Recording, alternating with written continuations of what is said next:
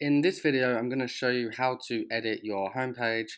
So this is really simple. Just go to Pages in the WordPress dashboard, and on your homepage, you want to edit with Thrive Architect.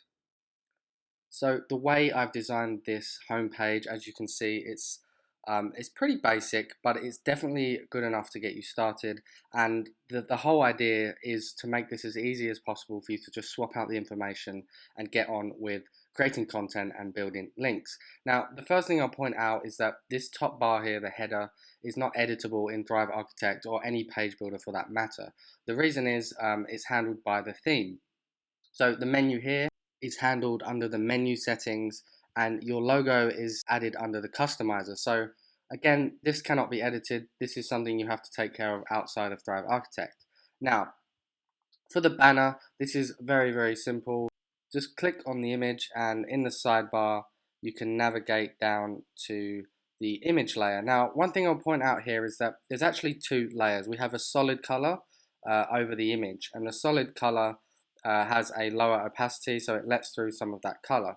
As you can see, you can adjust this to make it lighter and darker. And the reason that I've added this is to make sure that this text shines through, even if you have a very brightly colored background image, you can just adjust this to make sure that the text is visible enough. And I do expect you to adjust this when you add your image, just because it's going to vary depending on what kind of image you're using. So let's add one here as an example. So just remove this image layer, and you want to add a new image layer by clicking this, choose image, and click the upload files tab, and you can drag in or select the files here. Now I've already uploaded an image, so I'm not going to do that. I'm going to use this image of a skyline, and I'm going to insert it into the post. And as you can see, the text is now very, very difficult to read, and the reason for that is that the image layer is above the overlay. So we're going to drag that down. Oop, make sure you use the handle here, drag that down, and you'll see the overlay is now where it needs to be, and we can adjust that. So I can make that a bit stronger just to make sure the text is easier to read. Again, this is going to depend on the image that you're using, but I do recommend that you adjust that as needed. And of course, for the text itself, it's simply a case of clicking in here and changing the text to whatever you need it to say. Same for this line. Of course, it's an optional line. You can just remove this by clicking the trash icon here. As for the button here, it's simply a case of clicking, same as above.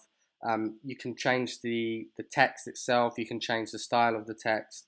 You can really dive into this as much as you want. And similarly, if you click out of that element, you can just click the button, and it will allow you to change the button styling as well. So you can change the color, you can change the size.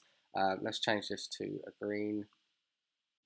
Moving on, we have the mission statement section. Again, just click this, change the text. This is more of a leading to your about page, so this would link to your about page. And then you have the author box, so this is just a bit about yourself or the persona of your site, whatever you choose to use. Just again, a couple of sentences there, and swap out your image.